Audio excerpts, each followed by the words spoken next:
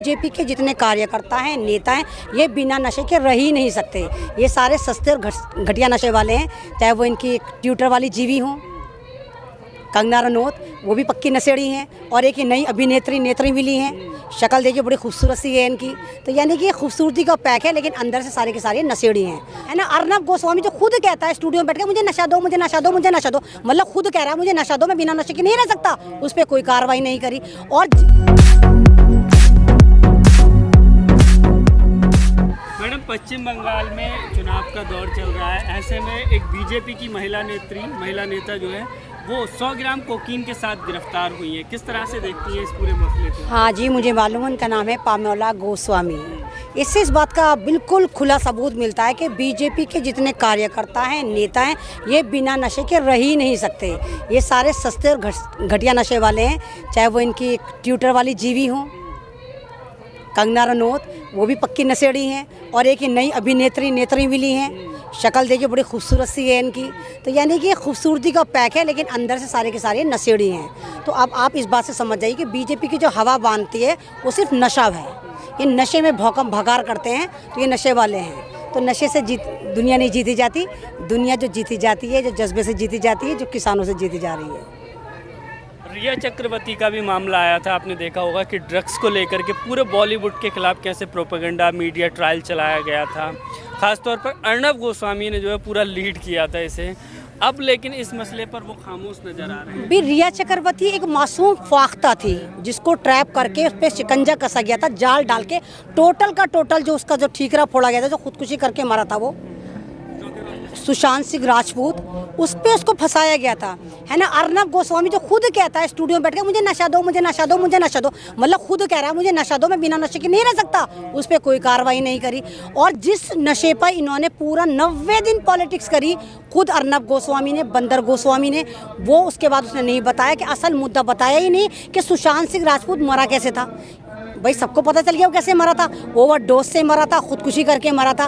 तो रिया चक्रवर्ती पे तो इन्होंने इतना चिल्लम चिल्ली मचाया था, लेकिन कंगना रनौत पक्के सबूत के नशा कर दिए, कोई कार्रवाई नहीं। ये अभी ये गोस्वामी पकड़े गई, इस पर कोई कार्रवाई नहीं। तो इसका साफ मतलब ये है कि बीजेपी बिना नशे के, बिना रेप के बलात्कारी पार्टी, जुमला पार्टी चल ही नहीं सकती। सोशल मीडिया पर ऐसा भी लिख रहे हैं कि वो पामेला गोस्वामी है और ये अर्नब गोस्वामी जो सरनेम है वो एक जैसा है, कि कोई रिश्तेदार हो सकती हैं ये, या भाई बहन भी बता रहे हैं, इस तरह की चीजें। हाँ, हो सकती है, बिल्कुल हो सकती है। उसकी बहन ही हो सकती है। डीएनए टेस्ट करने की डिमांड डालो आप भी कि डीएनए टेस्ट करो, उसकी बहन ही निकलेगी, उसके गोत्र की निकल कर आएगी वो, क्योंकि गोस्वामी है वो, और दोनों नशेड़ी हैं। वो भी नशा करता रहता है।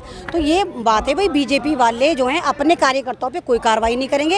ये मुद्दा भटका के कोई नया और टॉपिक निकाल के लेकर आ जाएंगे कि जहां आपका दिमाग डाइवर्ट हो जाए। तो मैं तो शुरू दिन से कहती आ रही कि बीजेपी वाले तमाम के तमाम ये लोग सस्ता नशा लेते हैं। कौन सी अफीम चढ़ाते हैं हमें खुद नहीं पता। बीजेपी के कई नेताओं ने जो उस टाइम पर बॉलीवुड की, जब रिया चक्रवर्ती का मामला आया था, तो बॉलीवुड को नशेड़ी, गैंग और ये सारी चीज़ बॉलीवुड के जो बीजेपी में नेता हैं उन्होंने कहा था। अब क्या लगता है वो बोलेंगे इस मामले पे? एक बात बताइए कि जब हम आईने में शक्ल देखते तो हमें अपनी ही नज़र आती है। नशेड़ी को नशेड़ी नज़र आएगा, शराबी को शराबी नज़र आएगा। तो ये बलात्कारी पार्टी को तमाम लोग बलात्कारी नज़र आती है, तो ये नशेड़ी पार्टी भी है, तो इनको तमाम दुनिया नशेड़ी नज़र आती है। बीजेपी का तो इतिहास रहा है भाई, 45% लोग इसमें बलात्कारी हैं। जो बलात्कारियों को नशेड़ी भी होगा, शराबी भी होगा, जुआरी भी होगा। एक ऐप आ जाए, सारे ऐप तो फ्री में मिलते हैं फिर। तो ये सारे खुद ऐपजू पार्टी है, तो इसलिए सारी दुनिया इनको ऐपजू लगती है। लेकिन क्या लगता है, जिस तरह से उस समय बॉलीवुड को पूरा टारगेट किया गया था कि ये पूरा जो है ड्रग्स वाली बॉलीवुड है, अब उनको भी इस मसले पर बोलना नहीं चाहिए, बॉलीवुड की सेलिब्रिटी को भी, कि उनको किस तरह से बदनाम किया गया था? नहीं, बोलना चाहिए, लेकिन वो बोलेंगे नहीं, क्योंकि कहीं ना कहीं सारे के सारे भी ये जो हमारी फिल्म इंडस्ट्रीज है, ये कहीं ना कहीं ये भी चाटुकारिता पे उतरी हुई है। ये भी एक गवर्नमेंट से पेडेड हो चुकी है। ट्विटर भी पैसे लेके करती है।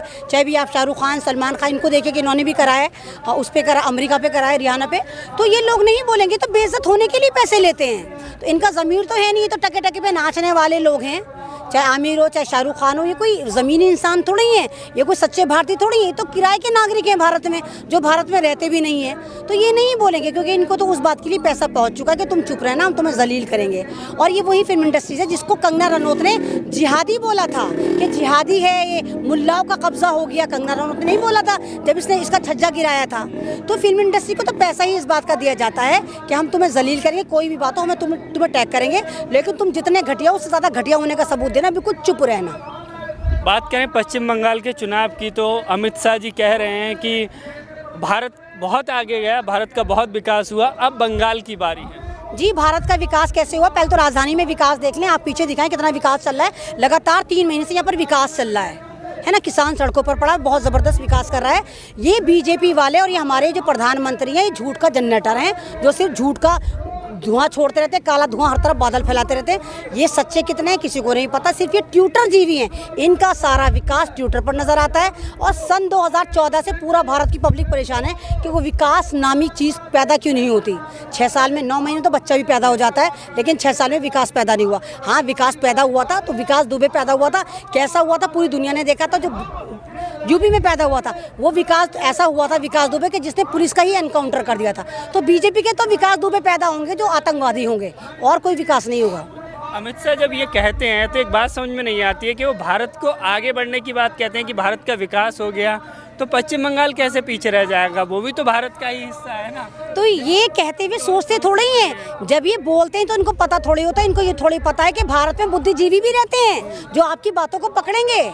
जब ये बिहार में गए थे तो कोरोना फ्री दे रहे थे, क्या कोरोना फ्री दी बिहार में? इन्होंने नहीं दी। तो ये झूठ के जनरेटर सिर्फ झूठ बोलते हैं। और बंगाल में तो खैर आप नाकाम होकर लौटेंगे, बैरंग होकर लौटेंगे। आप इसी तरह जलील होंगे जैसे आप पंजाब में जलील हुए। पंजाब में देखिए सिर्फ जियो के टावर उखाड़े, हुकूमत खुद उखड़ गई इनकी। वहाँ पर जो इनकी सीटें थी बीजेपी ने खाता भी नहीं खोला। तो भारत की पब्लिक को एक बात समझ लेनी चाहिए कि जियो टावर का कहीं ना कहीं रिलेशन जो है वो ईवीएम से निकल कर आता है। आप सिर्फ जियो का बहिष्कार करिए, जियो टावर का बहिष्कार करिए, भारत में अच्छी सरकार खुद ब खुद दौड़ कर आएगी। पंजाब में तो बीजेपी के नेता भी कहने लगे कि ईवीएम में गड़बड़ी हुई है जिसकी वजह से हमारी, मतलब जो बात भारत के तमाम लोग 140 करोड़ कह रहे हैं कि ईवीएम घोटाला हो रहा है, ये ईवीएम की सरकार है, तब तो ये सरकार नहीं मानती थी। और आज जब इनके टावर तोड़ के इनको धूल चटा दी गई तो बीजेपी के कार्यकर्ता खुद कह रहे हैं कि भाई पूरे मोहल्ले ने कसम खाई थी हमें वोट देंगे। मतलब मोहल्ले वालों ने कसम खाई थी इस वजह से कि कांग्रेस ने वहाँ पर ईवीएम घोटाला कर लिया। मतलब मोहल्ले की कसम पे तुम्हें इतना यकीन है। और 140 करोड़ भारतीय लगातार तुमसे 14 से कहते चले आ रहे हैं ईवीएम घोटाला, ईवीएम घोटाला, तब तुम्हारे कानों पे जूं नहीं रहेंगी। सिर्फ मोहल्ले वालों ने कसम खाई कि बीजेपी को वोट दिया तो तुम थर-थर कांपने लग गए और ईवीएम को बता रहे हो गड़बड़ी। सवाल ये है कि अगर बीजेपी वाकई ईवीएम सेटिंग करती तो चुनाव में पंजाब में भी तो जीत जाती ईवीएम सेटिंग करके। अरे भाई, ईवीएम की मशीन का जो हैकिंग होती है वो डिजिटल से होती है, वो जियो टावर से होती थी। अब जियो टावर इन किसानों ने उखाड़े, सरकार खुद आ गई। अब सिर्फ जियो टावर का बाइकआउट करो, जियो का बाइकआउट करो, सरकार खुद नीचे चली जाएगी। जियो टावर से कनेक्शन था ईवीएम का, आप ये वाली बात समझो। इसमें कांग्रेस ने कोई झंडे नहीं गाड़े, इसमें किसानों ने झंडे गाड़े हैं कि उन्होंने जो टावर तोड़े ना जियो के, तो उससे वहाँ पे लिंक नहीं मिल पाया, वहाँ मशीनें नहीं हैक हो पाई। कांग्रेस का कोई कामयाबी नहीं, वहाँ पे किसानों की कामयाबी है।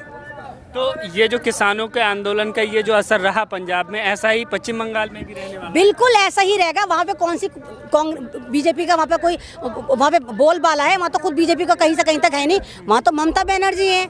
लेकिन वहाँ पे तो चाहे जियो का बाइकआउट करो ना करो, तब भी ममता ही जीत कर आएगी। अभी तो मोदी जी आप ख्वाब में है कि वहाँ पर आप उखाड़ देंगे, नहीं होगा। लेकिन तमाम भारतीय तो मैं कह रही हूँ कि इन किसानों से सीख लो, जियो टावर का बाइकआउट करो, ऐसी लाइटें काटो, जियो को पोर्ट कराओ और फिर देखो भारत में एक अच्छी सरकार मिलती है। हमारे मोदी जी जो 18 घंटे काम करते थे, भाई और बहनों वो 19 घंटे काम करते हैं। आजकल वो अंबानी के पोते के डायपर भी बदल रहे हैं। परिवर्तन यात्रा चला रहे हैं पश्चिम बंगाल में तो। हाँ, तो परिवर्तन यात्रा ही चलाएंगे, सिर्फ परिवर्तन यात्रा। ये यात्रा नेम चेंज कर देंगे, गेम चेंज नहीं करेंगे, नाम बदल देंगे। परिवर्तन तो दुनिया देख रही है कि पूरा परिवर्तन तो दिल्ली के दरवाजे पर खड़ा हुआ है, किसान दिल्ली के बॉर्डर पर खड़ा हुआ है। वाकई भारत में परिवर्तन होने वाला है, चेंज आने वाला है, क्योंकि दिल्ली की सरहद पर किसान खड़ा है और इस किसान की कामयाबी लोगों ने पंजाब में देखी। मोदी जी, ये परिवर्तन आपको 22 में, 23 में, 24 में लगातार जन्नाटेदार तमाचे लगते चले जाएंगे और आपको सत्ता से उखाड़ के फेंका जाता रहेगा।